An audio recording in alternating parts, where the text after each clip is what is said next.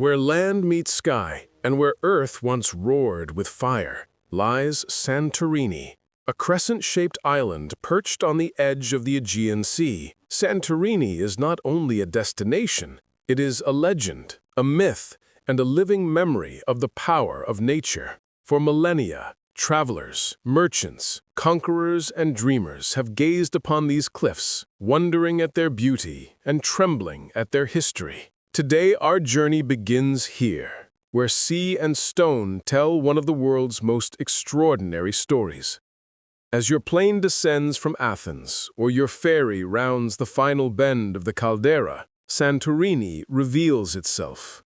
She does not whisper, she dazzles. Whitewashed houses cling to cliffs hundreds of meters high, spilling toward the sea like frozen waterfalls. Blue domes gleam under the Mediterranean sun. In the distance, the caldera cradles the memory of fire, a vast sunken heart that once erupted with unimaginable force. From the very first glimpse, Santorini takes hold of your imagination. You realize you are not just arriving at an island, but stepping into a story that began thousands of years ago.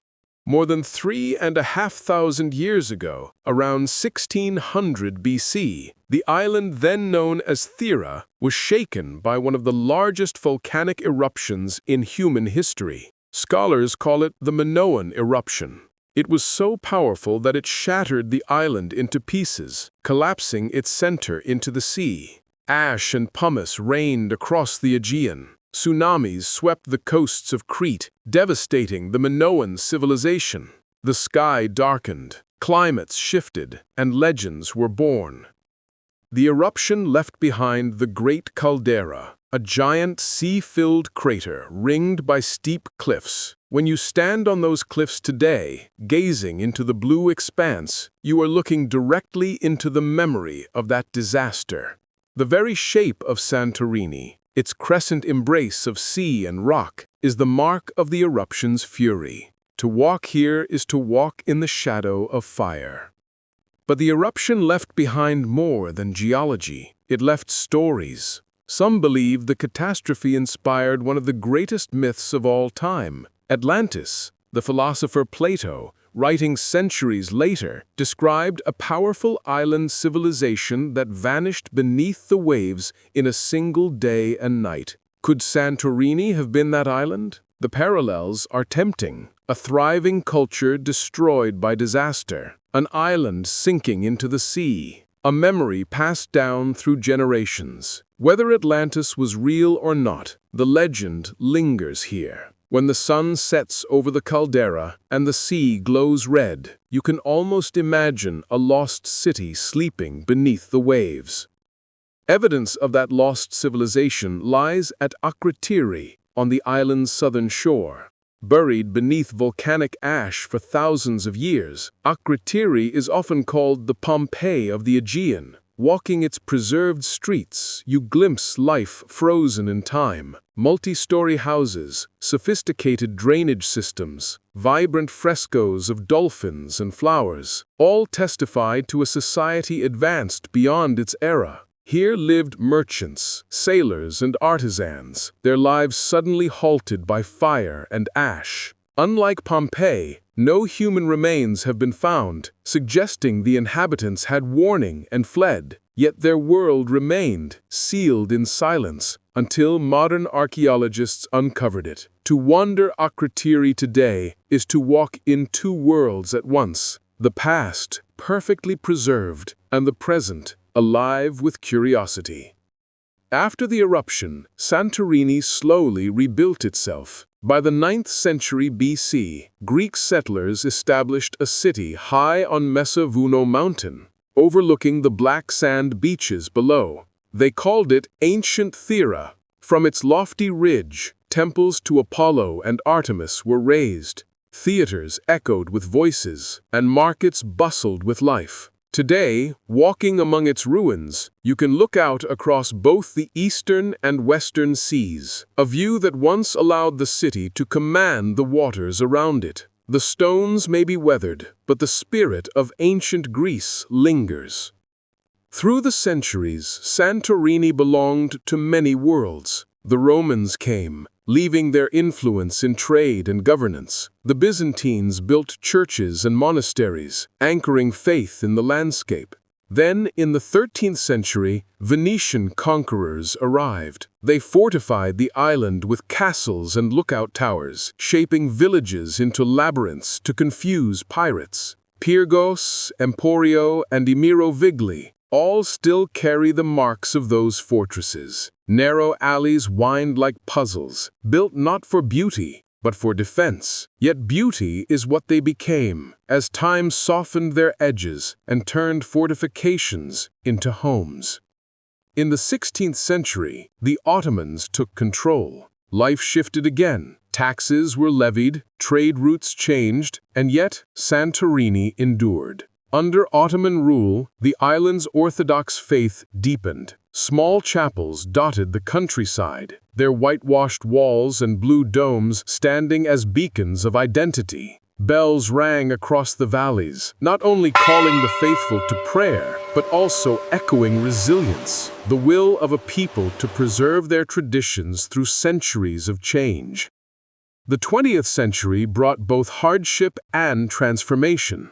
In 1956, a massive earthquake struck the Aegean, devastating Santorini's villages. Many homes were destroyed, and much of the population fled. For a time, the island seemed fated to decline. But in the years that followed, Santorini rose again. With international aid and growing interest from travelers, the island rebuilt. Whitewashed houses were restored, hotels opened, and the world began to arrive. From ruins, Santorini reinvented itself once more, not only as a home for its people, but as a beacon for the world. Now, Santorini is one of the most visited destinations in Greece and in all of Europe. Yet beneath the bustle of tourism, the island's deeper story remains. Every sunset, every chapel bell, every stone alley carries echoes of its history. It is a place where geology, mythology, and humanity intertwine. To know Santorini is to understand that beauty is born from struggle, that myths grow from memory, and that islands can carry the weight of time like no other. And so our journey begins. We have seen Santorini's birth in fire, its destruction in ash, its rebirth through faith and resilience. But now it is time to leave the past and step into the present, to wander the villages perched on cliffs, to taste the rhythm of life lived between sky and sea. Join me as we walk into the villages of Santorini, each with its own story, each with its own soul.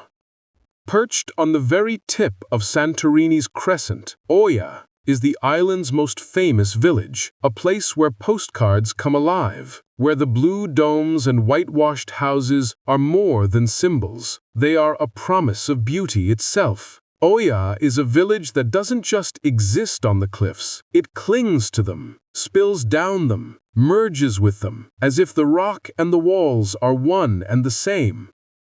Walking into Oia is like stepping into a dream. Narrow cobblestone lanes twist between houses painted in brilliant white, their walls reflecting sunlight so bright that it seems to glow. Wooden doors and shutters, painted deep blue, contrast against the white. Bougainvillea cascades from balconies, flashes of fuchsia against the endless blue sky. And everywhere, the sea. From every corner, every terrace, every rooftop, the Aegean stretches beyond, framed by cliffs that fall away in dizzying drops. This is Oia, the most photographed village in Greece, and perhaps the world.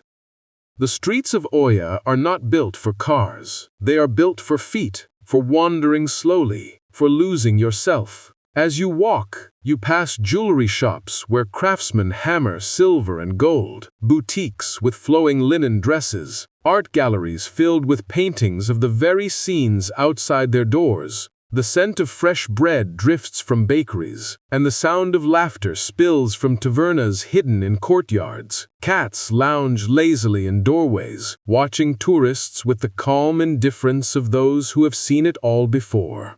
Unlike many villages, Oya is not only for visitors. Behind the doors and down the side lanes, people still live here. Fishermen descend the long stairways to a moody bay at dawn. Priests climb the steps to the chapels with their ringing bells. Children chase each other through alleys, their laughter echoing off the walls. Oya is not a museum, but a living place, even if it sometimes feels like one sculpted by imagination.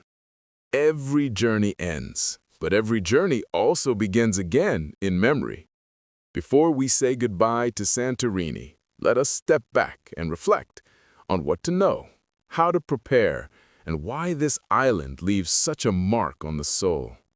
For Santorini is not only about sunsets and photographs, it is about moments. And to make the most of those moments, you must arrive ready, not just with your luggage, but with your spirit open. To make the most of Santorini, rise early. The villages are different at dawn, quiet and glowing in soft light. Respect the land. Stay on marked paths. Heed warnings at Red Beach. Tread gently in archaeological sites. Support local life. Visit family-run tavernas. Buy from artisans. Taste wine at small vineyards. Be patient. The island moves at its own pace, and sometimes so should you. And most of all, look beyond the postcard. Santorini is not only blue domes and sunsets, it is also laughter in village squares, bells ringing across valleys, children playing in alleys, fishermen mending nets. It is alive. Santorini is a reminder that beauty can rise from destruction. Born of fire, scarred by earthquakes, tested by time, it stands not as ruin, but as wonder. It is also a reminder that the greatest experiences are often the simplest: a walk, a meal, a sunset. And it is a call to slow down, to see, to feel, to remember that the world is vast and full of stories. As the final sun sets, as the last light fades into the sea, Santorini whispers farewell. You may leave, but the island stays. It lingers in your memory, in your senses, in your heart. For Santorini is not just a place, it is a story. And once you have walked its paths, once you have tasted its soil, once you have watched its sunsets, you become part of that story too. This has been our journey, Santorini, jewel of the Aegean, myth of the Mediterranean, story without end.